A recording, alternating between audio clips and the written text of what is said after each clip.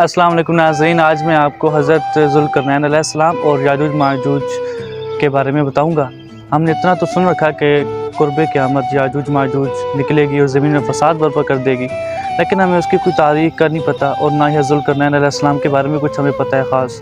तो आज मैं आपको मुख्तसरन अर्ज़ करूँगा आपसे कि हज़रत ज़ुल्करनैन अलैहिस्सलाम के बारे में कि उनका असल नाम सिकंदर था और वो हज़रत साम बिन नूह अलैहिस्सलाम की कौम से थे और ये वो बादशाह थे जिन्होंने पूरी दुनिया पर हुकूमत की है।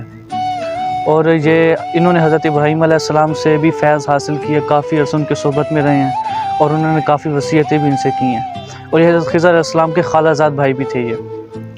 तो ये वो शख्स है जिन्होंने पूरी दुनिया पर हुकूमत की। और आपको मालूम होना चाहिए कि अब तक इस दुनिया में 4 ऐसे बादशाह गुज़रे जिन्होंने पूरी दुनिया पर हुकूमत की है। एक हज़रत सुलेमान अलैहिस्सलाम है और दूसरे हज़रत ज़ुल्करनैन अलैहिस्सलाम। ये 2 मुसलमान बादशाह थे और 2 कुफ़ार बादशाह हैं। बादशाह में आता एक बख्त नसर था और दूसरा नमरूद था। ये वो बादशाह थे जिन्होंने पूरी दुनिया पर हुकूमत की है। और फिर मैं आपको कौम याजूज माजूज के बारे में बताता चलूँ कि कौम याजूज माजूज ये भी हज़रत याफ़स बिन नूह अलैहिस्सलाम की कौम से थे और ये उनकी कौम से एक ऐसा फसादी गिरोह था जो तादाद में बहुत ज़्यादा था।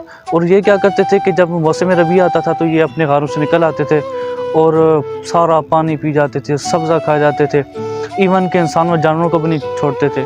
और इवन के छोटे छोटे बिच्छू हो गया, सांप, इनको भी ये खा जाते थे।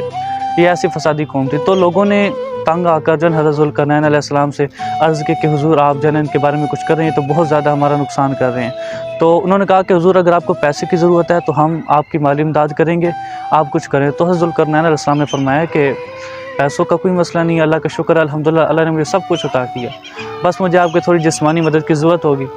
तो उन्होंने कहा चलो ठीक है। तो फिर हज़रत ज़ुल्करनैन अलैहिस्सलाम ने वो जो पहाड़ी जहाँ पे वो याजूज माजूज रहते थे वहाँ पर हज़रत ज़ुल्करनैन अलैहिस्सलाम ने उसकी बुनियाद यानी उसको ज़मीन से खुलवाया और एक दीवार की बुनियाद डाली।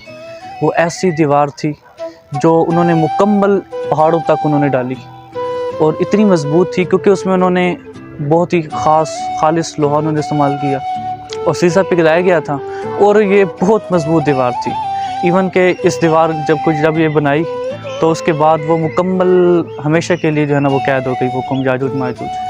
तो इसके बाद हमें ये पता चलता है हदीस करीमा से कि क़ुर्ब क़यामत याजूज माजूज निकलेगी और ज़मीन में फ़साद बर्पा कर देगी। और उनके बारे में ये भी हमें मालूम होता है कि वो रोज़ाना जो है उस दीवार को तोड़ते हैं। इवन के जब वो तोड़ते हैं तो फिर वो वापस जाते वक्त ये कहते हैं कि हम कल दोबारा आएंगे, दोबारा इस दीवार को तोड़ेंगे जहाँ से हमने ख़त्म की है। लेकिन वो दीवार टूटेगी कब, ये मैं आपको बताता चलूँ।